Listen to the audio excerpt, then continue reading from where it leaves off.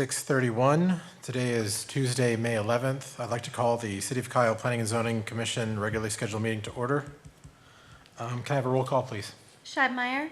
Here. Snidow. Here. McCall. Here. Christie. Guerra. Here. Chase. James. Here. Thank you. We have a quorum. Okay. Next, number 3, citizen comments.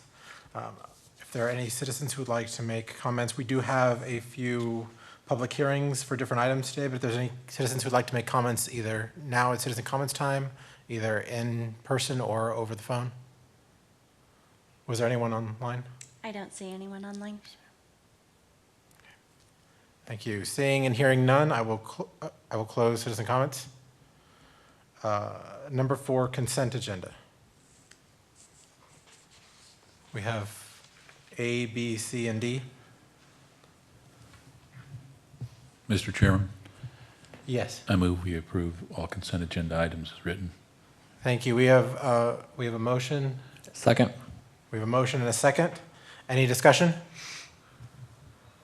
All those in favor say aye. Aye. Aye. Aye. Aye. Any opposed? Okay. Motion passes. Next, item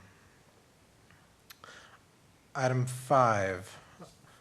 Item 5, consider and possible action. 5A, consider a request by Goforth Partners, Inc., Z-21-0078, to rezone approximately 1.63 acres of land from construction manufacturing CM to retail service district RS for property located at 1050 Bunton Creek Road in Hays County, Texas.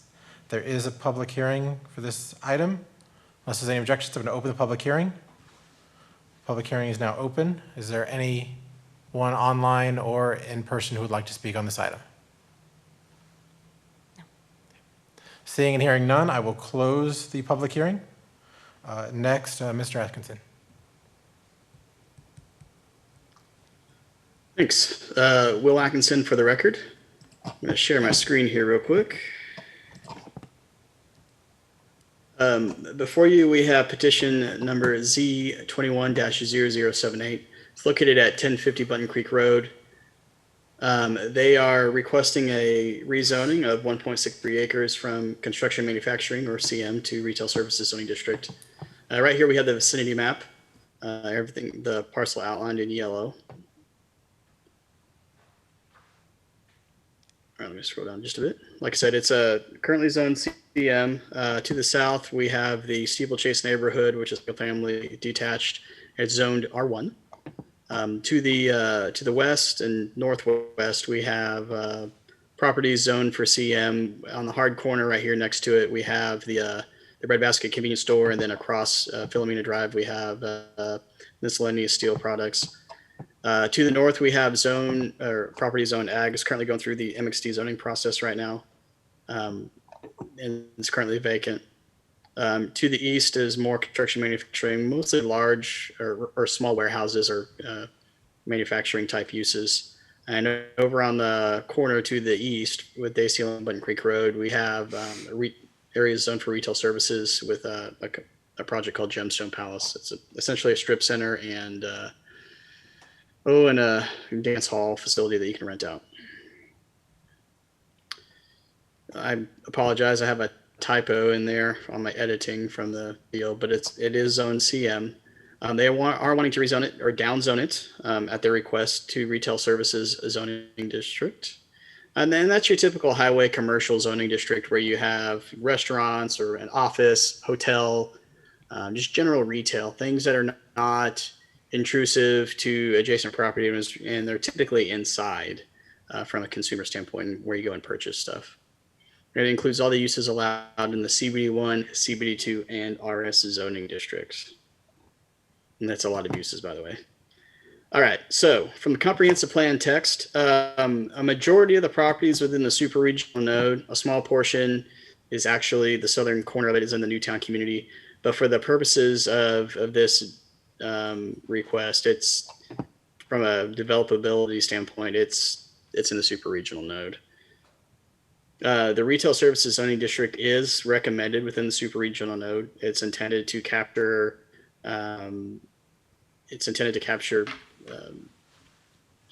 customers and from both local, regional, and a super regional presence, and attract them to Kyle.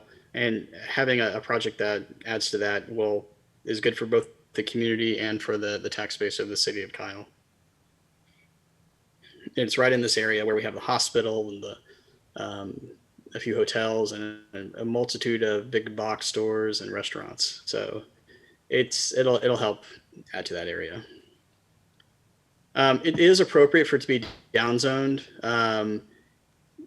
Like I said, to the west, as you get closer to I-35, stuff starts getting, with the exception of miscellaneous steel stuff, the land pattern is partially built out from a retail standpoint or a government standpoint, from an institutional standpoint. Some of it's still undeveloped just to the north, but that is quickly changing. And so it's okay. We are absolutely all right with it being downzoned for that reason. And even a little bit to the northeast, where Gemstone Plus is, there's also a lot of retail in that corner. So as you go further west or further southeast, it starts getting into an area that is kind of organically grown, where it was over before it was annexed, it was turned into construction manufacturing, or the equivalent of when the subdivision was made.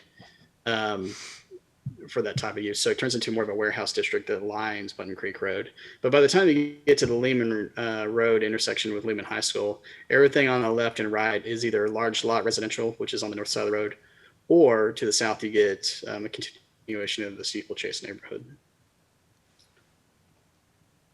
As I said, as a downzoning, it does get more restrictive when it comes to land uses, and those uses are generally inside.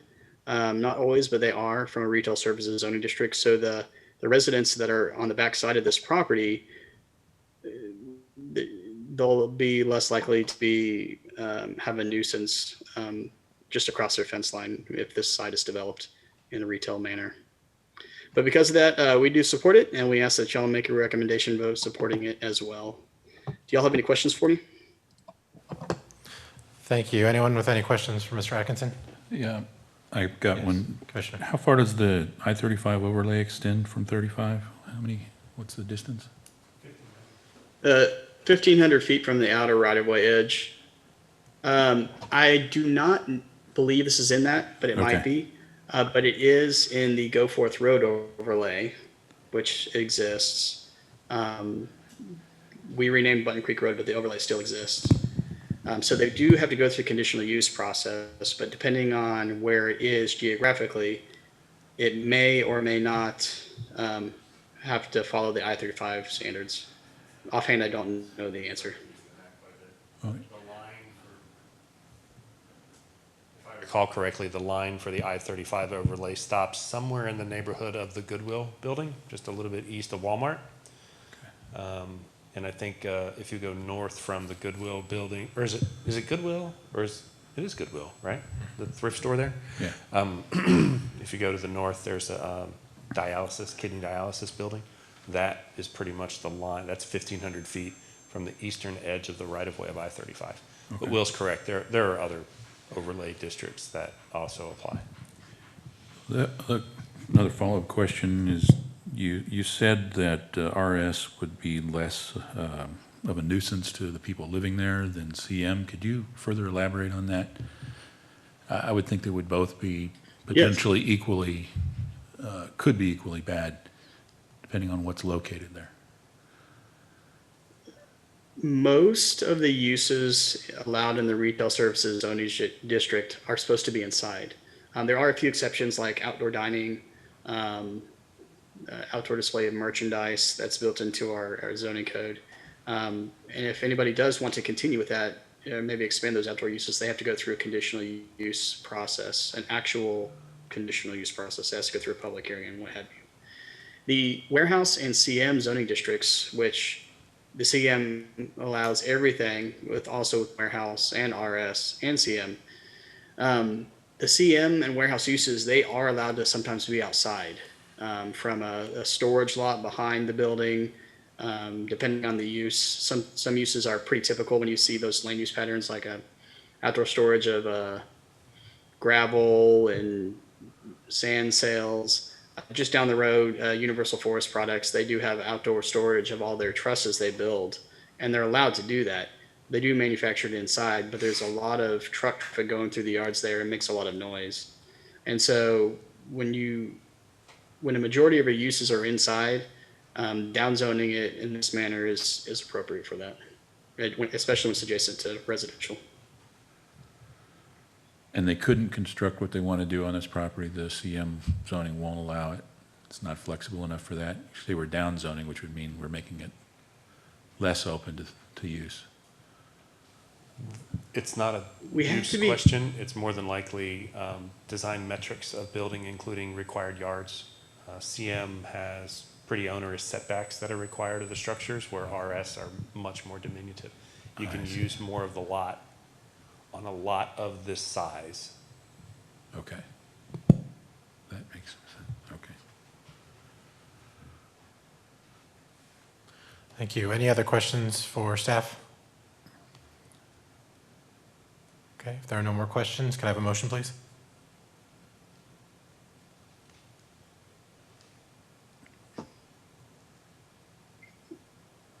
I move to adopt item number 6 as written. It is 5A. 5A, yeah. 5A. Okay, it has been moved to approve item 5A. Can I have a second, please?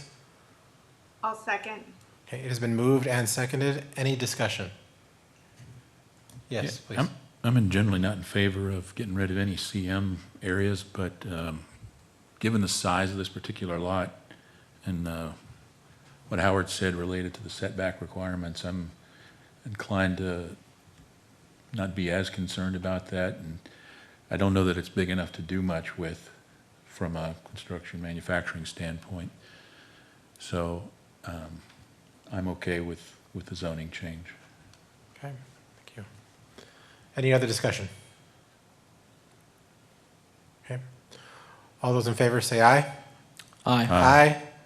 All opposed? Motion passes. Next, item 5B. Consider request by CTX Park LLC Z-21-0079 to assign original zoning to approximately 1.105 acres of land from Agriculture AG to Retail Service District RS for property located within the 1800 block of Goforth Road in Hays County, Texas. There is a public hearing for this item. There are no objections. I'm going to open the public hearing. Public hearing is now open. If there are any citizens who would like to speak either online or in person on this item? Seeing and hearing none, I will close the public hearing. Next, Mr. Atkinson. Thank you.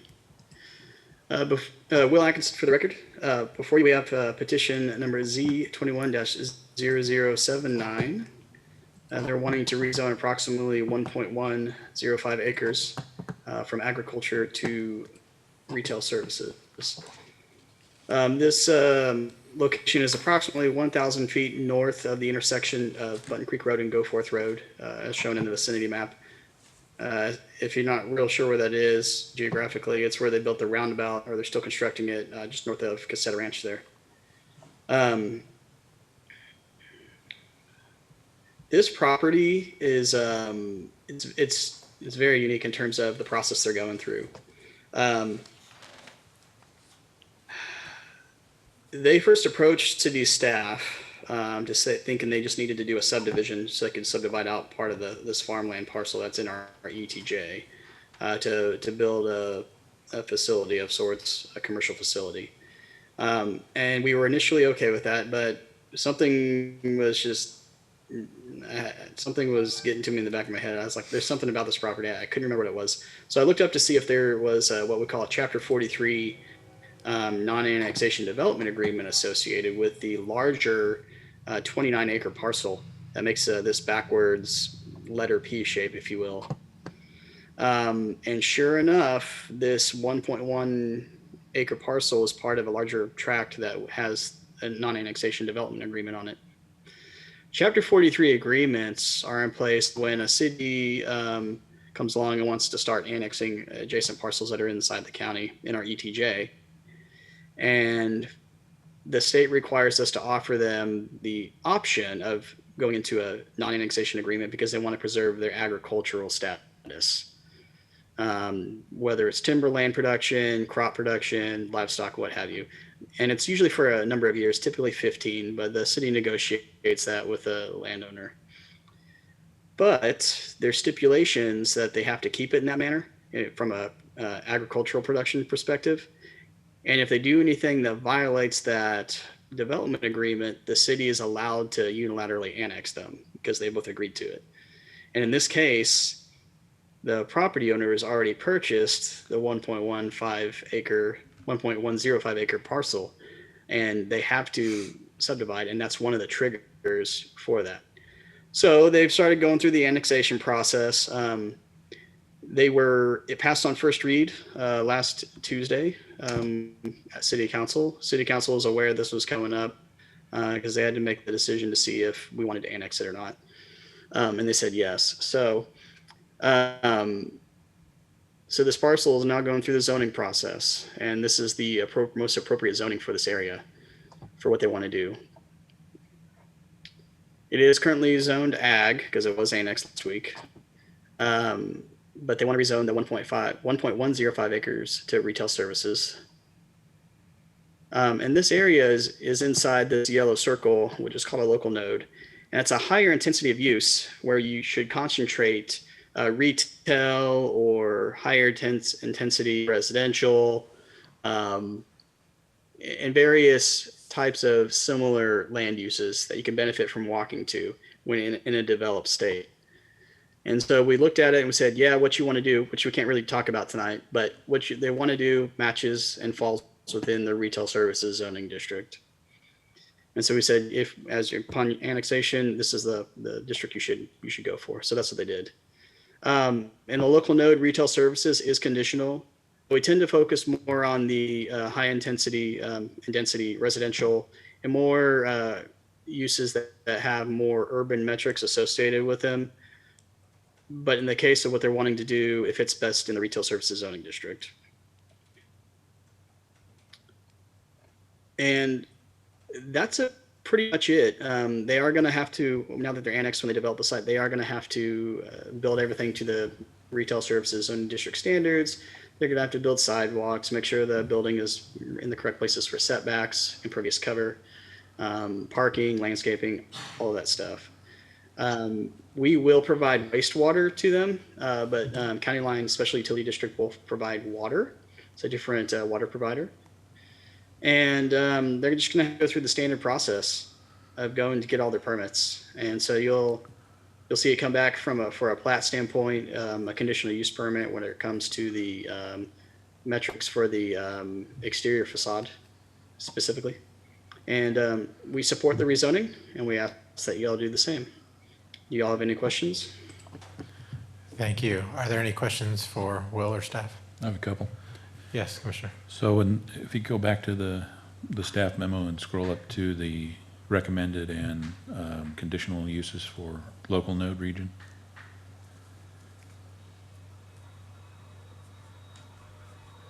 Wait a second. There we go.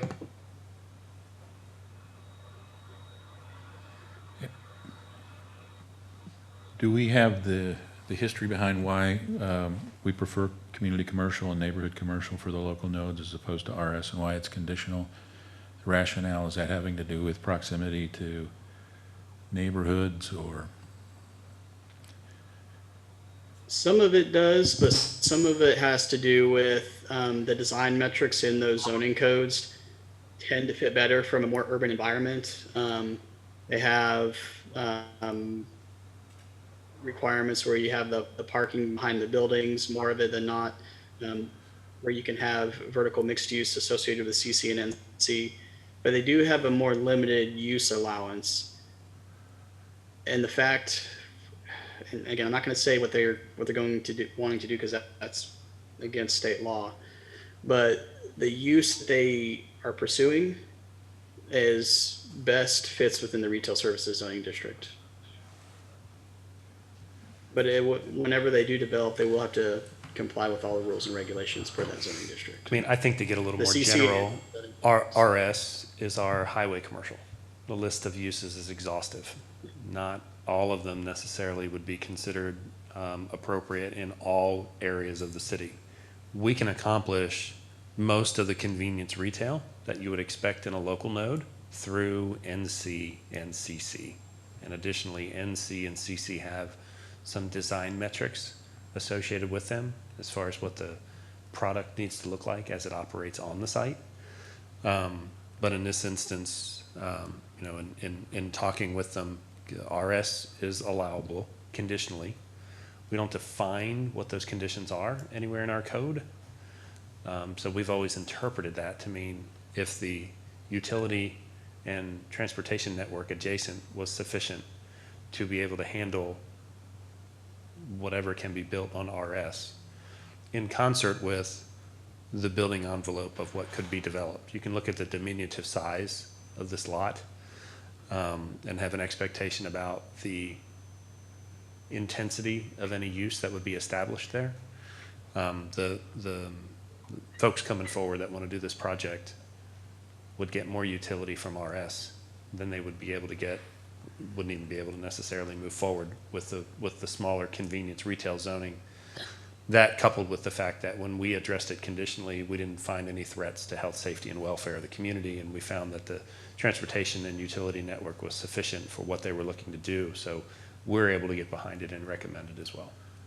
So you, in kind of summary, you would say NC and CC aren't necessarily there as a protection against nuisance, and there's not necessarily any higher nuisance associated with RS. It's more, does the city's utility infrastructure, road infrastructure, is it capable of supporting it in this particular case? In this particular case, excuse me, we have the ability to support it, therefore it's an appropriate conditional use. Agreed. I mean, Okay. there's more to it than just the location and the use.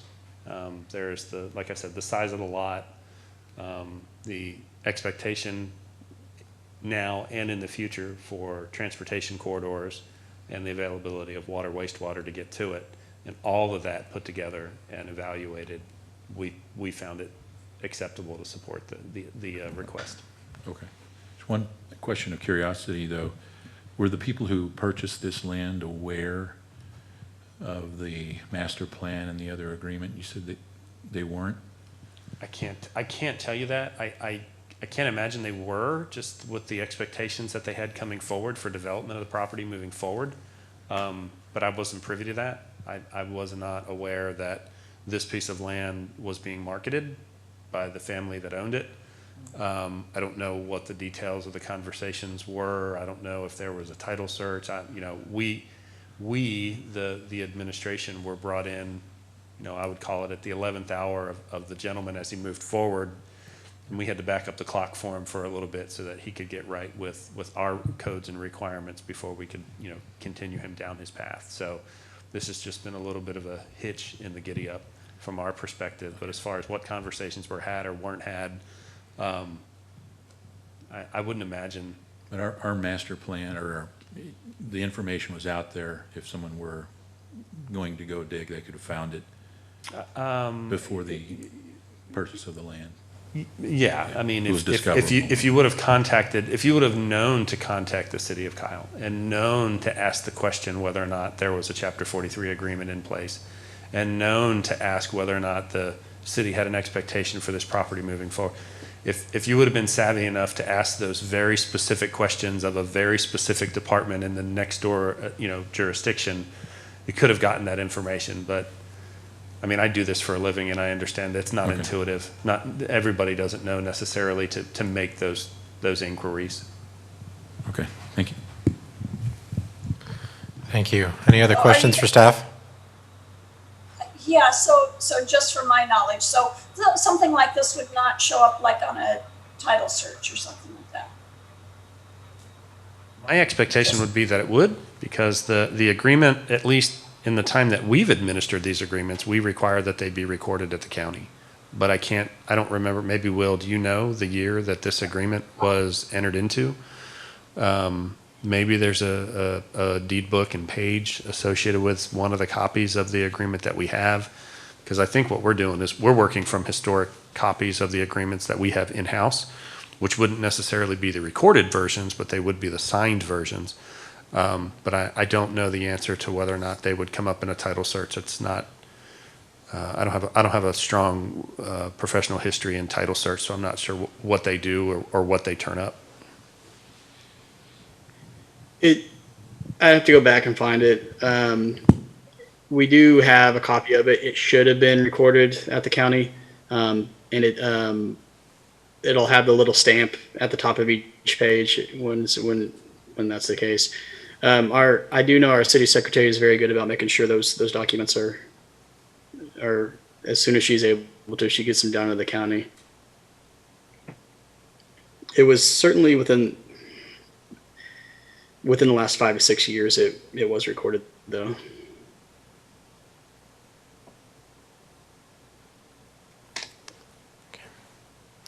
Thank you. Any other questions for staff? I have one question. The whole annexation is being triggered because this property was sold. That's this 1 acre. Not because it Is was that- sold. It's- The trigger is when you make an application for a development permit. So I don't think the transfer of property would necessarily trigger it, but what they did was they carved out a piece of land and wanted to create another plat. And I think by our expectation, it was the platting of the property that constituted the submission of a development permit. And then there's other language in there that reads that if you were to construct anything on the property that would have required a building permit if you were in the city limits, then the construction of that building is in itself, again, a voluntary application for annexation into the city, in which case they would have to be appropriately zoned and receive the appropriate permits to actually finish off the project. So it's the development of the property, not necessarily the change in ownership. But the whole point of the agreement is to not develop the property. The point of the agreement is to not require the property to be annexed into the corporate limits of the city of Kyle. And on the one hand, you don't receive services from the city of Kyle, but you also don't pay taxes in the city of Kyle either. You remain in the county jurisdiction rather than being annexed at the time that the city would come through and perpetuate unilateral annexations. Back in the day when jurisdictions could annex into their extraterritorial jurisdictions unilaterally, the state came up with a compromise agreement that said if property was in the ag exemption and being utilized for agricultural purposes, and there's a short list of what that means. It's row crops, it's livestock, it's silviculture. There's a couple of other things that go along with agricultural purposes, but as long as you didn't develop the property, then there was no need for you to be necessarily annexed into the corporate limits and pay the taxes and be on the tax digest inside the corporate limits. But the trade-off for that is you can stay out there as long as nothing changes about what you're doing. As soon as you start to develop your property, at that point you will come into the city and fall under the ordinances and the requirements of the city. We have a host of properties around Kyle that have Chapter 43 exemptions where they're in or near our corporate limits.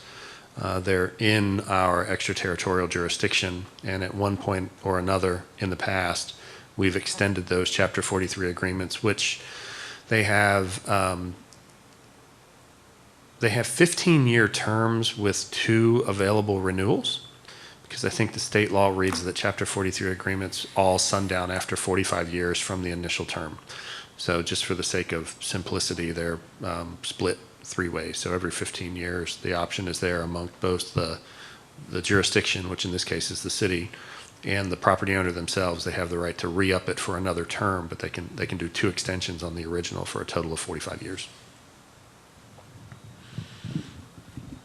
one more quick question, if I could.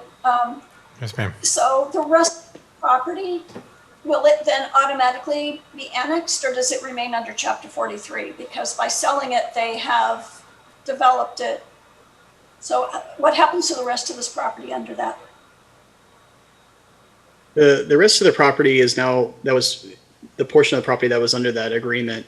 It is inside the city limits, but it is zoned ag, which is the zoning you receive upon annexation until you're ready to develop it further. So they can still continue to use it for agricultural purposes that they could do in the county. The difference is they probably will pay a little bit more taxes, but they'll still have, it's ag. It's not highly developed. We don't really talk about the taxes too much because we don't assess the taxes, but there's not going to be a whole lot of a difference on the ground if you're looking at it for the remaining portion. But it actually means that the entire parcel, large parcel, comes into the city. Is that what? Okay, thank you. Yes. Thank you. Any other questions for staff? Okay, there's no other questions. Can I have a motion for item 5B? Let me see if I can do this. Mr. Chair, I recommend that we approve item 5B as written. Thank you. I have a motion. Second. Right, we have it's been moved and seconded to approve item 5B as written. Any discussion? Okay. All those in favor say aye. Aye. Aye. Aye. All opposed? Right, motion passes. Next, item 5C. Consider a request for the purpose of amending section 53-893 relating to when a conditional use permit is required for commercial development. There is a public hearing for this item. There are no objections. I'm going to open the public hearing. Public hearing is now open. First, we have Ms. Lila Knight.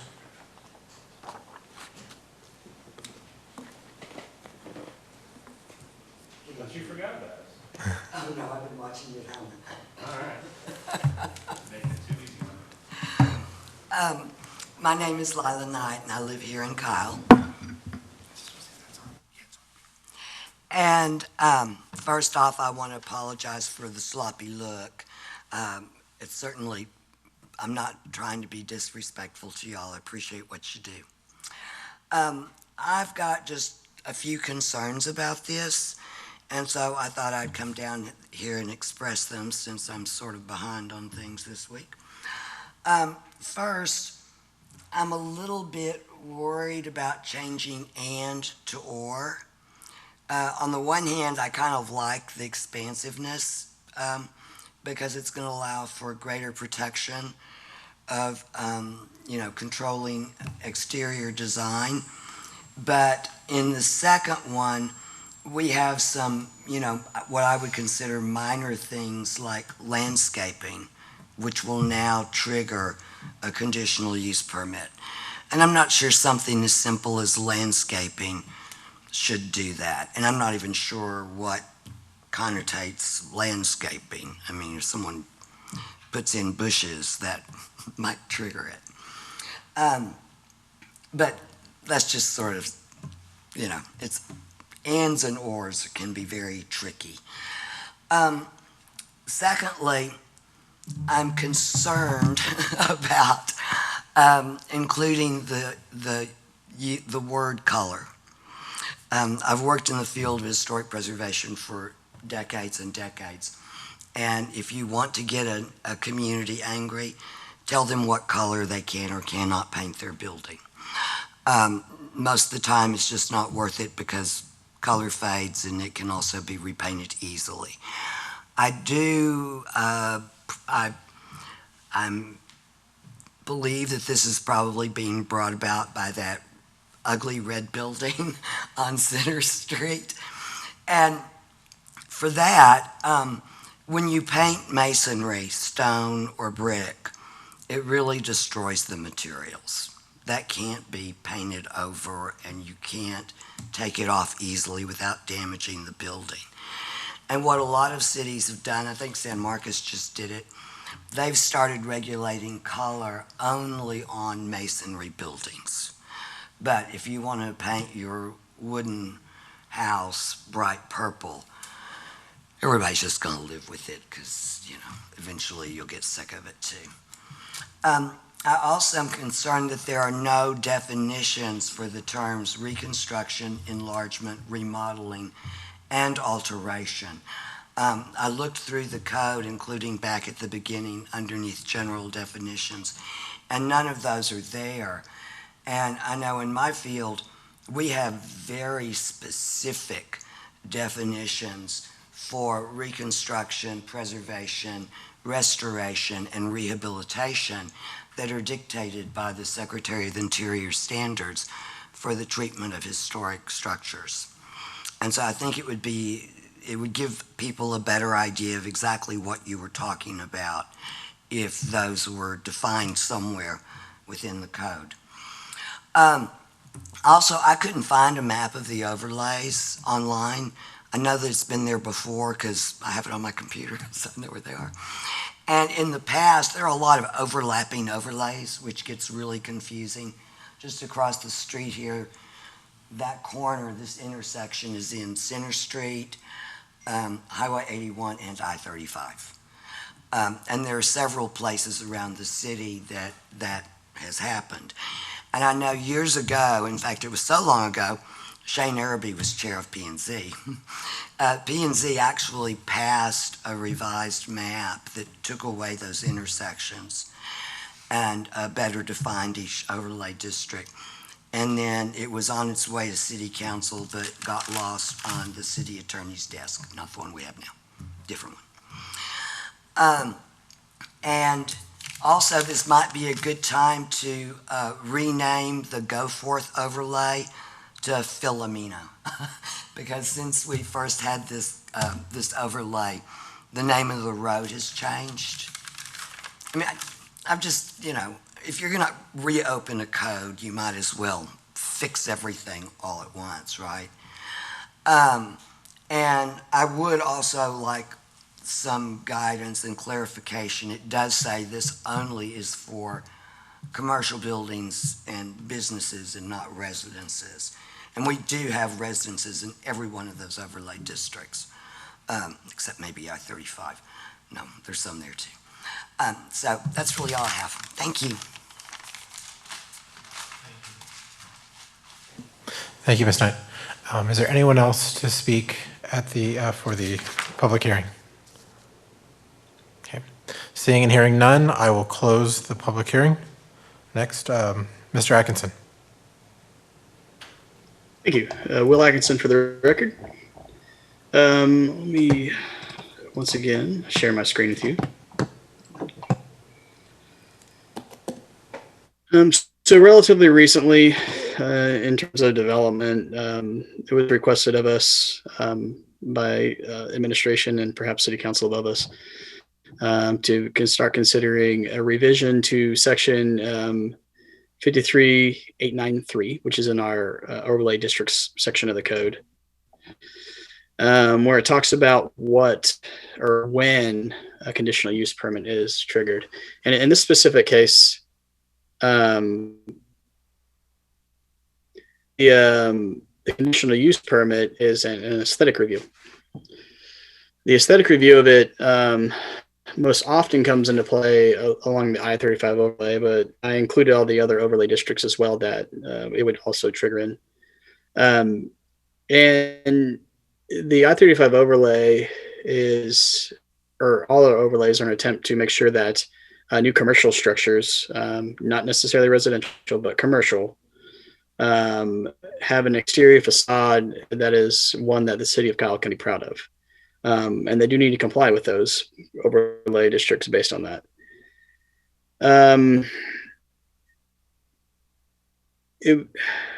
We've known for a little while that there was conceivably a gap in or hole in our code for when one has to submit a conditional use permit. Um, but with the backlog of work we were doing and other things taking precedence, we had in our list to update, but it was pushed to the forefront. And right now, what it currently says is if you're building a new commercial building, you have to have one if you're in an overlay. Or if you are essentially making a commercial structure larger or smaller by 50% or more, so increasing it or decreasing it by 50% or more.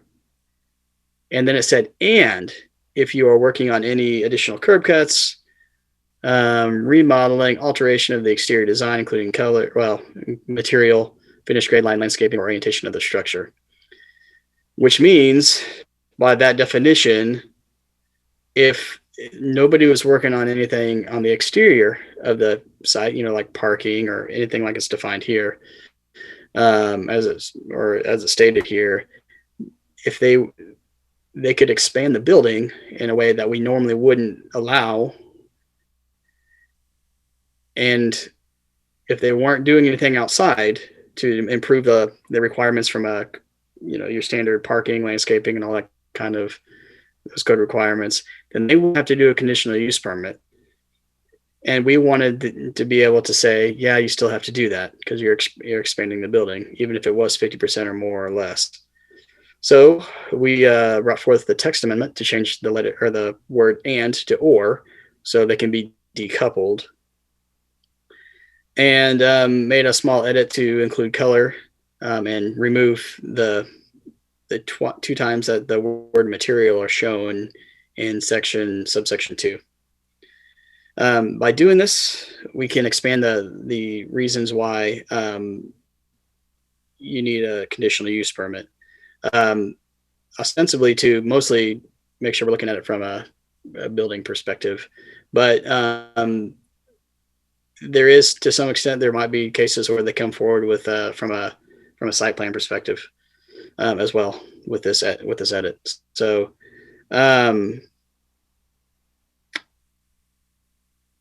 relating to Lila Knight's request on the definitions of those words, we did receive her email. We are looking into that, but generally, whenever we do not have a specifically defined word in our zoning code, it follows the standard definition that's in a dictionary, Merriam-Webster, what have you. And so generally people understand what reconstruction, enlargement, remodeling, or alteration typically are. So it's not in our code as right now, and we're not too terribly concerned with it. But if we need to, we could add it, but we're not too terribly concerned with having those definitions included. And that's pretty much it. We believe this is a good edit, hopefully remarkably simple. And if y'all have any questions, feel free to ask. Thank you. Are there any questions for staff? I'll start. Yes, Commissioner James. So for the staff, what conditions meet one or the other? Can you give an example, actually, of a change that might meet either one or two, but not both? And one for one and one for two. A test. All right. So it'll be easiest to use real world examples. Not trying to single people out or anything like that. But for example, the rail house, which is catty corner from City Hall, because they were not increasing the gross floor area of their building by 50% or more or less, but they were making all sorts of improvements like the landscaping, the parking. They made it really nice. They were not required to have a conditional use permit. It was as simple as that. Otherwise, the building would have had to fall into the I-35 overlay requirements from an exterior finish. For example, if somebody, let's say they had an existing building, but their site was not up to code, it didn't have the proper parking, the landscaping, impervious cover for detention and what have you, but they wanted to utilize the building, but they had to bring everything up to code. You know, they have to have certain parking ratios and what have you, and a certain amount of trees.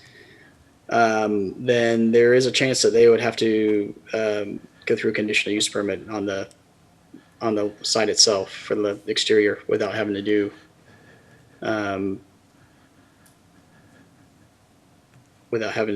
building construction or making the facade, bringing it up to code.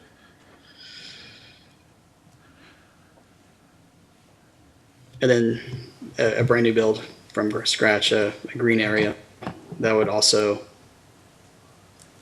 you have a green and you bring it up to code, and that's going to, in both ways, no matter what, it's going to be brought up to code.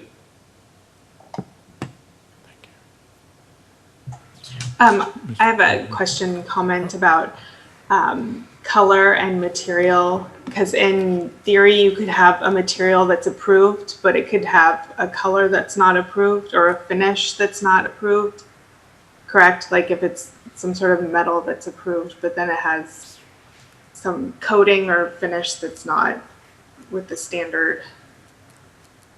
That's why color's in there, right? It's more than just painting a building. Yes. It's an attempt to control colors that may prove to be way outside of what most people consider the standard or norm or something pleasant to look at, if you will. But y'all, as the Planning and Zoning Commission, when a conditional use permit comes forward, y'all do have the authority to say on the color, if they're working on the building, you can say, hey, we like this color a little bit better or not. So, but typically if it meets standards, it's independent, but you do have the authority.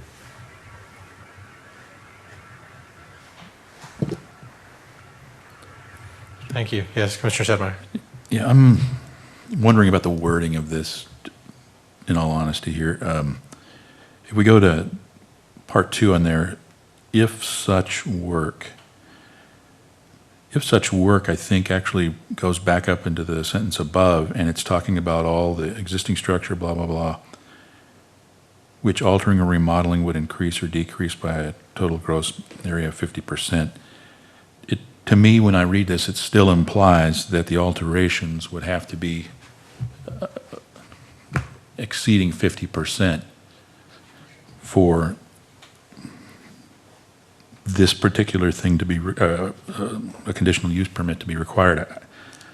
I can parse it that way as I'm reading it, and I'm getting that. And essentially the and or that does no function here. I think, I mean, from my standpoint, that if such work can also relate to that which is under Section A, which is a conditional use permit shall be required for the construction or erection of any new structure. And then you go to if number 1 is not applicable, but you can still have number 2 be applicable because it's or, and so it says if such work. So if such work would be the construction or erection of any new structure for a commercial, retail, or business use. I see where you're going with it. You're because they were written together, but now that they've been separated, it's still applicable. They made sense when it was an and, but when it's an or, I think you have to be over specific, maybe. I mean, if you want to get really specific, you can rewrite the introductory clause of number 2 to read specifically if such construction or erection of any new structure for a commercial, retail, or business use requires any additional curb cut or the reconstruction enlargement. You can restate the clause from A as your introductory clause for number 2, or you could just recognize that, from a code standpoint, when you've got 2 clauses and there's an or, if one of them doesn't apply to you, then effectively you can just delete it from the context of the entire section. But if it's your preference to just specifically state that you would rather restate that introductory clause from A, we can do so. It doesn't change the spirit of what we're doing this evening. It just restates it and makes it a little bit stronger. Okay. And then the other thing that when I look at this, it's obvious what we're trying to do here, I think. keep another red building from being painted in the middle of downtown. And there's a little bit of a big brotherish kind of quality to that. If we're severing the 50% from that, it's kind of, I feel like, shouldn't we just write a dang ordinance that's specific to that instead of modifying this particular one? And I'm also just, the thought in my head is it probably needs to be something actually a little bit more vague that says where the color is somehow out of character with the area. Or there has to be, or I feel like there should be some kind of a little bit more statement about the intent of what we're trying to do so that people reading this down the road, yeah, I'm collecting here what I'm trying to say, but it just seems like it could be abused, or it could be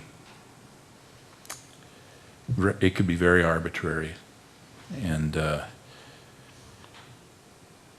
I have no doubt there's a need to do something that is a very red building down there. I think your opportunity for that surety, that clarity, would be during the process itself. Because I mean, we can back all the way up. The title of this section is Conditional Use Permit Required. There's nothing about the review of aesthetics that has anything to do with use and whether or not there's a series of conditions that need to be met before you can institute the use. And yet these things are again and again referred to as conditional use permits. The very first thing we have to tell clients when we have meetings with them is, I know it's called a conditional use permit, but don't freak out. Your use is permissible by right, so you don't need an entitlement from a board. It's just an aesthetic review. It's just, but I think, I mean, my expectation, twofold. Very generally, since I've been here, I'm on board with you. I would like to see this code redone for Kyle. I think we have a zoning code. I think it's very usual and customary zoning code. I think there's a lot of premises. I think there's a lot of language, specific language, that is effectively boilerplate as standard operating procedure in the administration of a Euclidean zone, whether it be a small town in central Texas, a medium-sized community as a suburb of Atlanta. I mean, I've seen a lot of this everywhere. But the thing about it is it is not a code for Kyle. It is the code in Kyle, and there's a difference. To be more specific, I think in your administration of this text from that dais as applicants come forward, you can be specific at the time of application as to why you make a decision or refuse to make a decision, which is also an option to you. So, you know, I worked in a jurisdiction once that had an IHOP. And IHOP's corporate colors are effectively blue. And they've got some other tertiary colors, but mainly it's blue.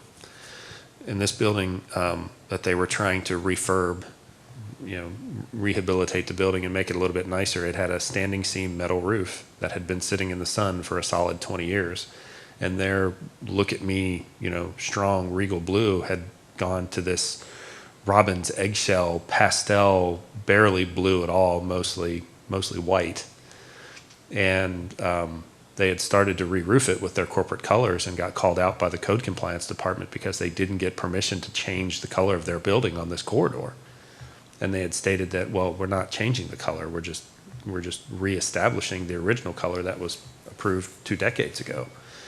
That's where, you know, some of this work, you know, alteration of exterior design, including color, sometimes materials that are replaced like for like will not give off the same aesthetic once they're replaced. In that case, that's the kind of thing that you would want to be able to have say over, because sometimes it's done on purpose and sometimes it's naturally occurring. In the case of IHOP, they really shouldn't have been caught up in that, but they were, because it was a pretty strong community when it came to aesthetics and code compliance. Kyle, not so much, but you still want that option. You still want that to be available to you. So is this perfect? No.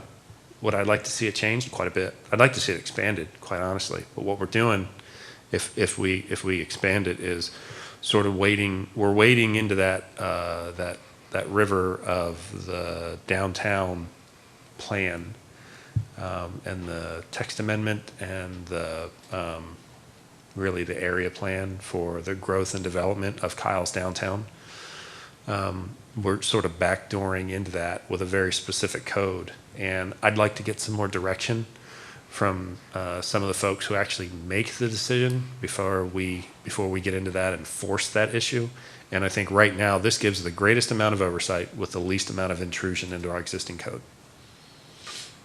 Because we have a running list upstairs. I mean, we could do an omnibus series of text amendments to the current code, but at the end of the day, I really want to I want to quit repainting this code, and I would like to get into the idea of writing Kyle's code, which really should be predicated on, whatever the new comprehensive plan might read if it gets approved. This only pertains to the overlay districts too, right? That is correct. In any of the districts, and I think we have a map. If we don't, I have one, and I can share it with you, that shows the existing boundaries of some of our overlays. I-35. There's a CBD. There's an FM 150. There's an old 81. 1626. Goforth, which is intermittently titled Philomena, depending on what section of the road you're on. There's a bunch of them, and yes, this is applicable in those sections. Not citywide. One other comment, that makes good sense, I appreciate that. I would say landscaping is worrisome too, because that's where I think you really need some kind of definition, because trimming the trees could be landscaping. I don't want to be glib or flip about that, but what is landscaping, and do we want every time someone wants to cut the grass a different way? Okay, maybe that's a little bit silly, but do they need to come here for a conditional use permit? No, it's not silly. So one of the things, we don't condition zonings, but one of the requirements that we do have in Kyle is that landscaping is a perpetual requirement of site plan approvals. So we can go and find old plans that had landscape plans attached to them, and if any of that landscaping is missing, then they're bound, under the guise of Chapter 53, that they need to replace it. To your point, most landscaping probably is innocuous. Most of it probably is rehabilitatory. They want to make things nicer, but that doesn't mean that they should be able to put in a lesser standard. So they might be rehabbing a property that only has maybe 60% of its required landscaping. So they take that 60 out and replace it with a new, nice, pretty 60. Good effort, appreciate it. But at the end of the day, it's really something that the city should have oversight on to make sure that they're not just exacerbating a non-compliant property. We should be able to look at it. Really, it should be something that staff should be able to approve that. We should be able to look at that and see that it either meets or doesn't meet the requirement. And then either if there's a percentage of work that they want to do, that might be worth going to the full Planning and Zoning Commission, or if they're aggrieved by staff's decision. If staff says, no, that's not something we can approve administratively, that should go for a conditional use approval, and they don't agree with that, well, then you can appeal it to the Planning and Zoning Commission. That should probably be expanded upon. But right now, this is the same code that we've had, at least in the 6 years that I've been here. And really, this wasn't an effort to look at this particular issue as it relates to all of our overlay districts and fix all those issues. It was meant to fix a loophole that has been, captured or acted upon to the detriment of the city. I mean, I think I've not heard one complimentary comment about our new downtown building that we all are forced to look at. I have an opinion, I'll keep it to myself, but at the end of the day, it should have been the type of thing for our downtown. I think we all recognize that probably one of the greatest visual assets that Kyle has. At least we want to have a high amount of stewardship over it. This change will give you more administrative stewardship over the appearance of our downtown. And that's why we're recommending it. Are we voting on this tonight, or are we You just, are. is that like a first read? It's a recommendation that goes to council. They are the ones that will ultimately decide whether or not to do the text amendment. So you recommend in favor of it, you recommend against it, or you can recommend, maybe in favor with certain changes. But it's going to go to them next week. Any other questions for staff? Sure. Yes, Commissioner James. Can you please define business use in this? And what I mean by that is, would an apartment unit is obviously residential, but an apartment building, is that a business use or residential use? It's a residential use on a large scale in apartment complexes. There's been almost no cases where the multifamily apartment blocks have had to come forward through a conditional use permit to get aesthetically approved, with one exception, and it was based on a voluntary development agreement that the city of Kyle and the developer entered into, and that was just one of the requirements that they had to do. But we've never done it for any other apartment complex in the city that I am aware of. Thank you. Any other questions for staff? I have one more, sorry. Yes, please. Go ahead. Under this, when we say color, including exterior design, does color just include a matte, red? We'll obviously use the color red.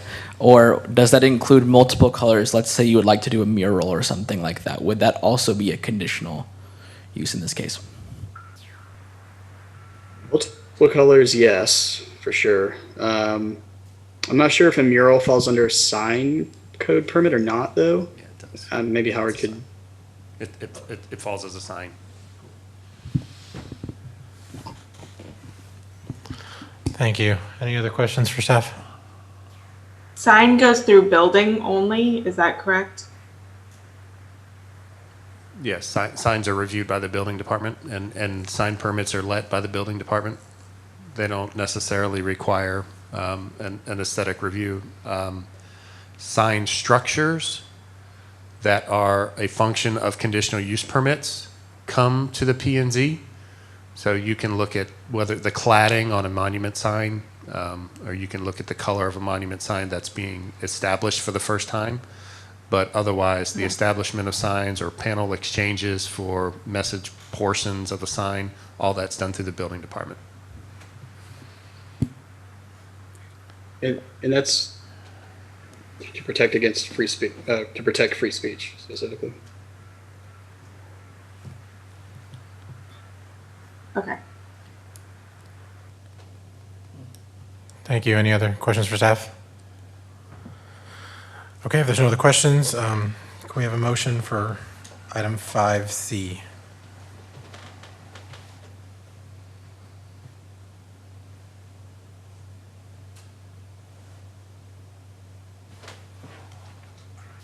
I make a motion to approve item 5C as written. Okay. It's been moved to approve item 5C. Can I have a second? Second. It has been moved and seconded. Any discussion? I understand what's going on, but I think it's still not tight enough, so I can't really support it in the current form. And I'm not saying I have any great suggestions to make it better, but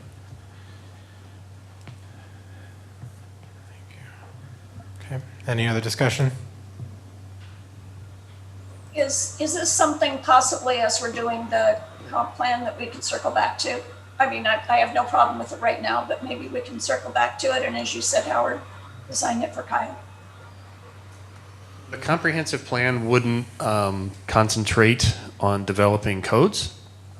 It's more of a guiding document that puts forth ideas for development and sort of gives a direction for development as they relate to uses. This would be the type of thing that you would circle back up around when you're trying to alter your individual codes and ordinances in the support of a comprehensive plan. So this would be in the second phase of a comp plan and then a code rewrite. This would be in the code rewrite portion. Okay, well then, if we could put it there, that would be great. Dig a little deeper in it. I'm not opposing to this now, I'm just asking to add that. Any other, thank you. Any other discussion? I think while I have some natural hesitation to this, I think I'm going to vote for this tonight just on the fact that, like, there's a couple of things that I was just thinking about that have been answered by staff.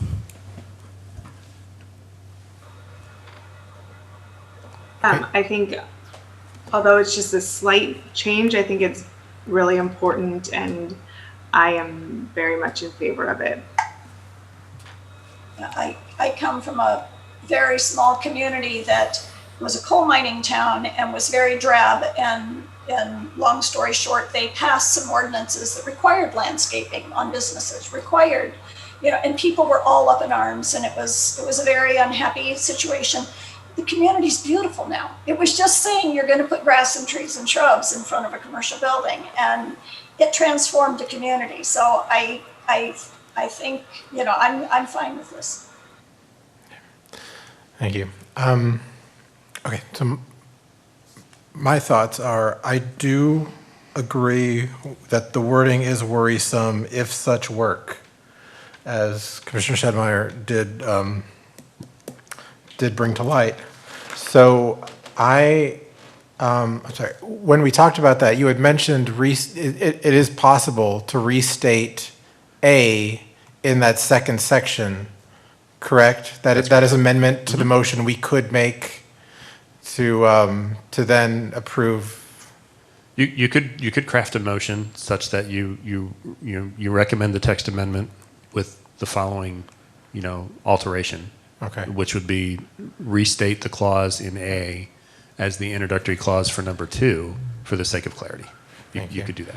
Wait, hold on. So Doesn't including or mean that it is stated in the second? I believe it does. My read of the reading code it. would be that if there's an or, and if you're a private actor and you're looking at what you can and you can't do, if you read A and there were 2 clauses that followed, joined by an or, if the first clause was not relevant to you, then you would effectively, ignore that as if it were not there. And then the second clause would relate to A as well. It doesn't relate to 1 anymore. But what we can do is, simply just restate that introductory clause from A so that there's no loss of meaning, that's the expectation of the P&Z, is that the work being referenced is the construction or erection of new structures. That's what, when it says such work, such relates to the introductory clause of A, not anything that was in 1. Okay, thank you for clarifying. So I am actually going to move that the motion be amended by adding that introduction from A to item number 2. So I'm making a motion to amend the original motion to add. Yes, I'm sorry. It was. Okay, I think that's totally unnecessary, but if that's the way people are gonna approve it, I would say that. Okay, just 1 second. We got to do this in the right order. So I've made a motion. If there is a second, we'll move forward, and then we can discuss the amendment to the motion if there is a second first.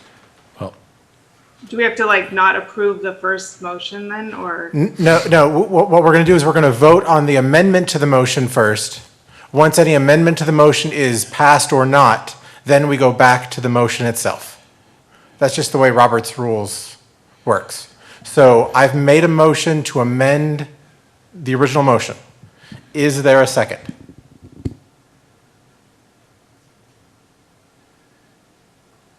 Okay, Second. there is a second. So that means now we can discuss it. If Again, the reason I said it is the reason that what Commissioner Schadmeyer said earlier was just that the words, if such work, as coming in right at the beginning of 2, which is right after number 1, implies an and.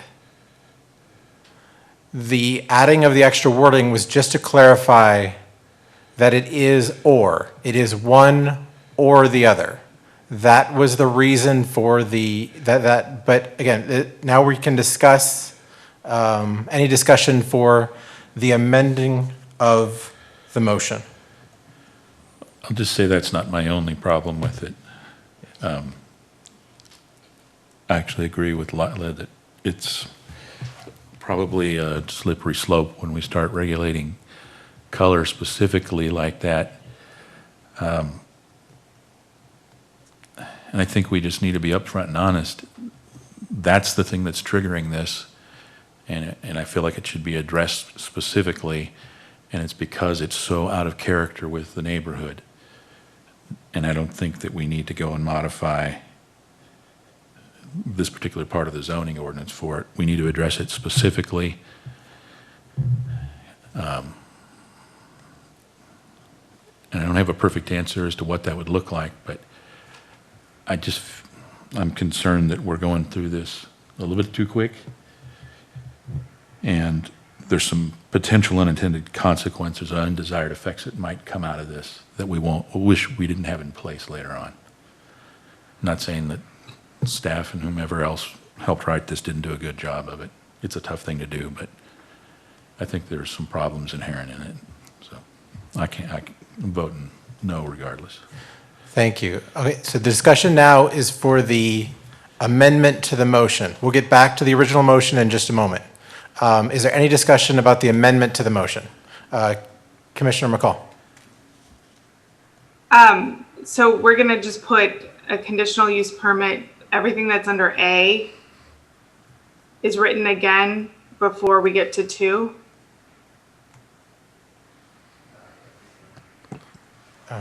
I guess to piggyback off of Commissioner McCall, what specific words do you want to insert into subsection 2, and where do you want them inserted?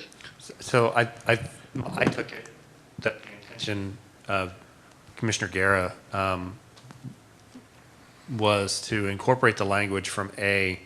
The portion of the language in A that relates to what the action is. So in this case, the action is construction or erection of any new structure for a commercial, retail, or business use.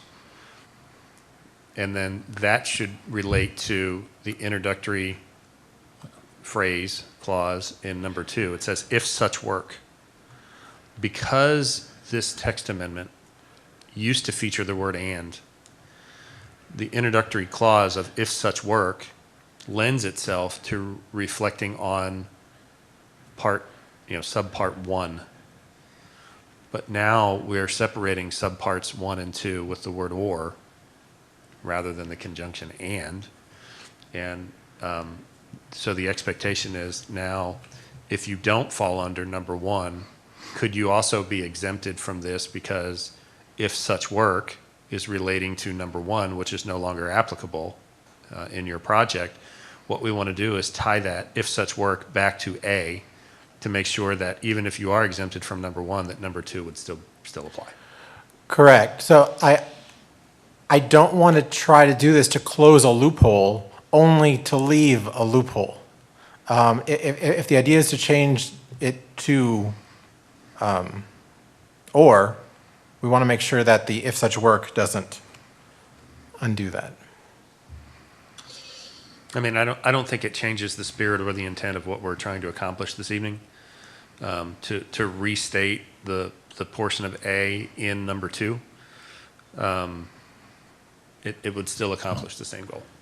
It's just putting it in there. The spirit of twice. The spirit of item 2 is that you modify the building exterior, the color. And if you read, darn phone went to sleep.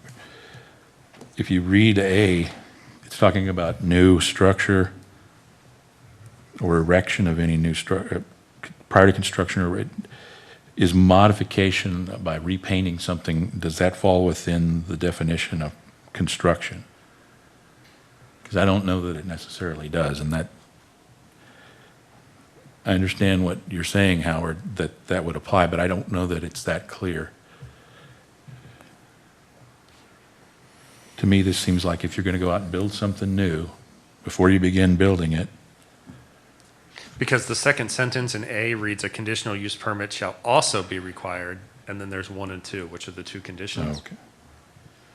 That just seems like very standard, like having dealt with a lot of codes in my life, that seems like very standard wordings where it's like basically it covers everything that you want to cover. And now, like,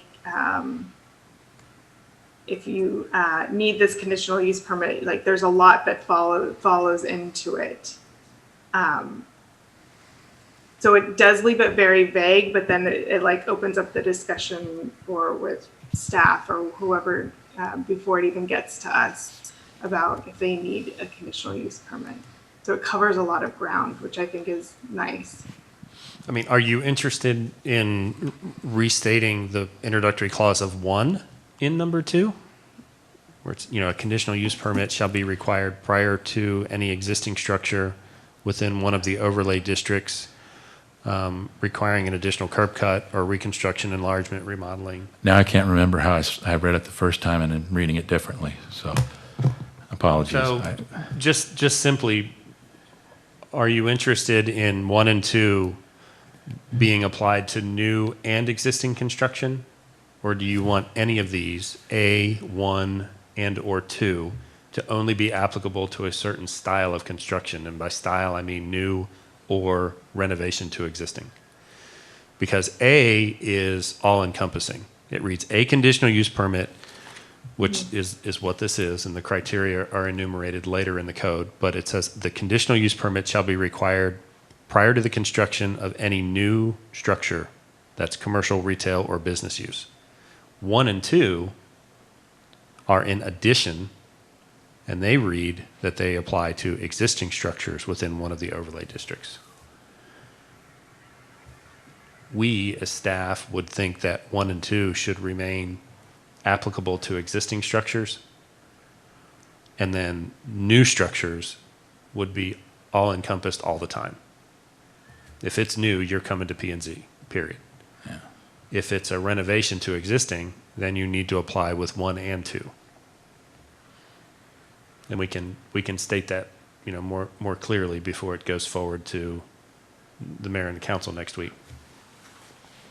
Simply to restate it, not to change the intent of the text amendment, but just to quite honestly, you can't repeat things too often. I mean, especially if you've got the same requirement that's listed through a series of sections or subsections or subparts, you can restate it again. It doesn't change anything, because a lot of people will maybe only read 1 or 2 sentences out of a code. So to them, it's not actually being restated. It's the first time and the only time they're reading it if they're only reading that one individual section. So it's not a problem. My question is that, A applies to all construction, 1 and 2 apply to existing construction. And we So can you're we saying- can restate that in number 2 to make that more clear. Take the language from number 1 and put it before number 2 as well. Is that what you're Correct. saying? Correct. I think that makes sense. Okay. You on board with that? Yeah. I mean, does anybody lost it? Basically, the first sentence of number 2 will essentially read, prior to any existing structure within one of the overlay districts requiring an additional curb cut or the reconstruction, enlargement, and blah, blah, blah, blah, blah. Just merge those two concepts. Point of order. With you agreeing to that, is that then a friendly amendment that makes your motion currently? We'll get to that in a second. I think the discussion of the motion is actually to clarify what the language would actually be. I think we're still on point with his friendly amendment. We're just trying to wordsmith to make sure that we get his meaning clear with everybody who's going to vote on the amendment and then vote on the recommendation. Correct. I can restate my amendment to the motion if that would help. Okay, yes. So I move we amend the motion by restating, by clarifying the wording in number 2 to include the wording from number 1 to make clear it's two separate or items. Point of order. Yes, sir. What part of number 1? What words of number 1 do you want in number 2 exactly? It's the introductory clause, which is the trigger. The introductory clause of prior to any existing structure with one of the overlay districts. And then we'll figure out a way to conjoin that into the language of the existing language of number 2. We're not going to alter the language of number 2. We're just going to clarify when it's applicable by using the introductory verbiage in number 1.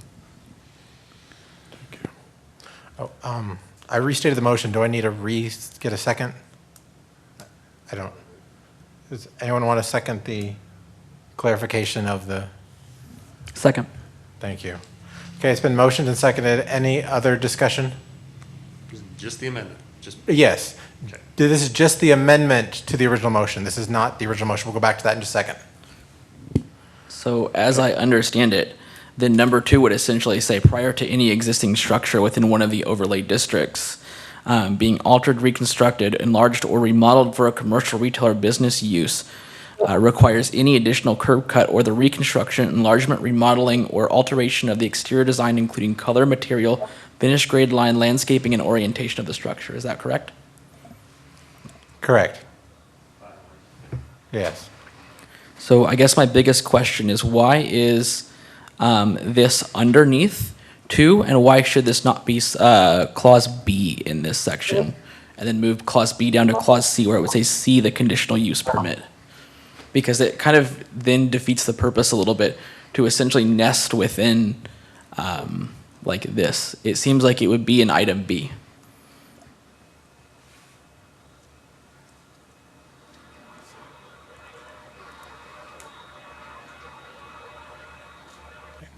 Because if you look at the clause A talks about at first a conditional use permit use is required for the construction of erection of any new structure. So that's basically saying any new structure. But if you look at 1 and 2, we're talking about existing structures. So should we move that out to B, and then we have a conditional use permit be required, and then 1 and 2, so that way it clarifies that one of these is about new construction, one of these is about construction to existing features. The first sentence in A is irrelevant to the rest of the paragraph. Is what I think you're saying, and I think I understand and agree.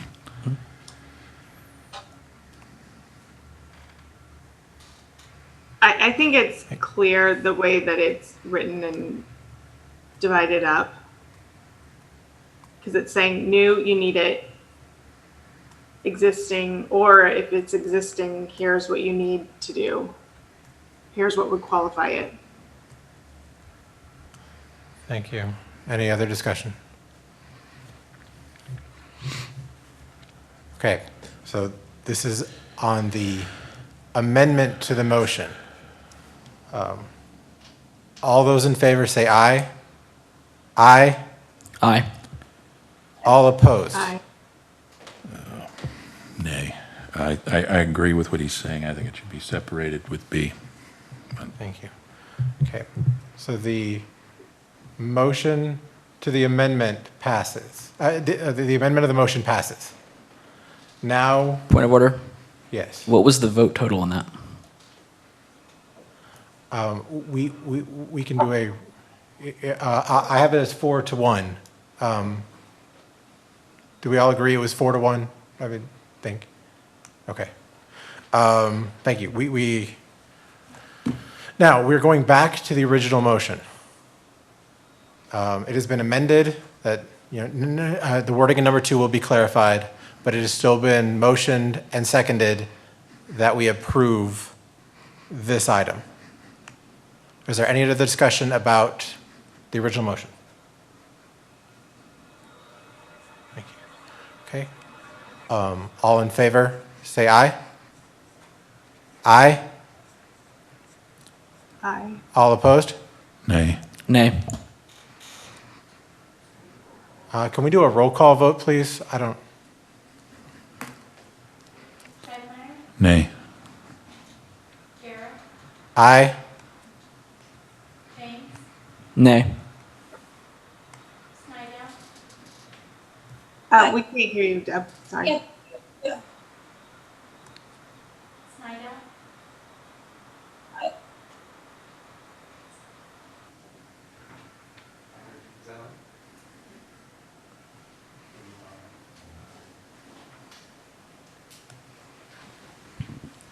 Snidow. Aye. McCall. Aye. Thank you. Yes, the motion passes 3-2. Okay. Item number 6, general discussion. A, discussion only regarding Planning and Zoning Commission requests for future agenda items. Anyone have anything they would like to bring for item 6A? I can take this one. Yes, Commissioner James. I like the idea of Goforth overlay to Philomena overlay. I think that makes perfect sense. Yeah. Yeah. Can they hear you on the? Oh. So is it your you want to bring a text amendment back to change the names of the overlay districts? Yeah, I imagine it'll be less contentious. Okay. Thank you. Any other items for 6A? Okay, moving to 6B. Municipal outdoor lighting discussion. Commissioner Snidow. Actually, a lot of it, my questions and everything were covered in our last work session, and I want to thank staff for that. I've always been looking at places and safety. And since looking to Kyle, I've learned how much more important it is for the pollinators, all the animals that move through this belt. And so I'm just curious, and I'm not trying to put this on the board or anything, but just because I'm new and I don't know where to ask. There are people, and not me, I'm not in charge and I'm not the expert, but there are people that would like to support and get behind a education campaign of some sort. And it seems to me, for general population, so that people could understand the importance of the decisions they make on their own home. Not mandating, not requiring, just educating. And I don't know, is that something they would bring to council? How would they go about partnering with the city, and doing something like that? Because I don't know, and so I'm just asking. When you say they, who do you mean they who to come to the council? It's just a combination of people I've met since I've moved here. So these are just random citizens, not organized, not, who are passionate about dark skies and pollinators and that kind of thing. So to my understanding, my knowledge, one of the groups that does a better job at that is the Hill Country Alliance. I've been to a couple of their meetings. They're huge proponents of responsible lighting ordinances, as well as the conservation of hill country resources in general, be it view sheds, uses, transportation corridors, water, really a lot of issues like that come about as a function of placemaking. So there would be a lot of good use that a person could get by attending one of their meetings, or at least reaching out to someone in that group and finding out some information from them. Secondarily, I would think that if there was something that the city wanted to put forward, we would speak with the communications department and find out about the legitimacy of being able to make that some sort of initiative from an education and outreach standpoint from the city out to the citizenry. Right. Okay. Well, that would be, I think for these people, they were just hopeful that the city of Kyle would, see, I'm new, so they also did not know that the city of Kyle had signed an ordinance. They didn't know that, we had the lighting criteria. And then other people don't either. And so people talk about it's like, well, why doesn't Kyle do it? Why doesn't Kyle do it? Well, Kyle's already done it. We're just not talking about it. And so I'm saying take credit for what you're already doing. But, you could even do some links on your website or something. I have to promote our organization all the time. And because we're doing a lot of stuff, we just don't talk about it. And so that's just my suggestion. And if there's anything I can do to help, I'm more than happy to help and volunteer for whatever, although I'm new to that aspect, not by any means an expert. But anyway, so yeah, I will refer them to them. I'm sure they're very active in that because they go to the conferences, the dark sky conferences. And so, they know more than I do. Anyway, it's come up, and the question always comes up is, why doesn't the city of Kyle do anything? And then I'm looking at our stuff saying, well, we are. We're just not telling people we're doing it. So that's my suggestion.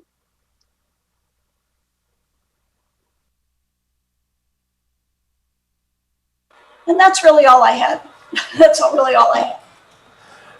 Thank you. Okay. Item number 7, staff report. Staff report by Howard J. Coons, Director of Planning and Community Development. Not much of one. Right now, I just wanted to let you know that 2 weeks from tonight, I do not have a plan for a work session. I don't think that we have enough pressing items right now that really require that level of discussion. I'm also not aware that we have any voting items that'll be pressing. So I'm about 70% sure that we will not have a meeting, which would be on the, what am I thinking? Tonight's the 11th. So it would be the 25th.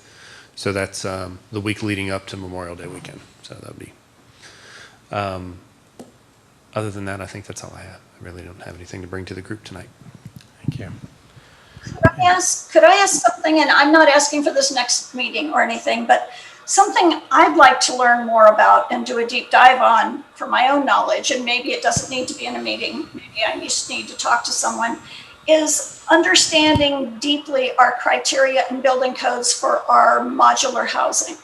Because we finance modular housing for single family, for very low income populations. And it's, we require that they be on a foundation. When a modular home is considered a modular home, it's almost like a single family home when it's done.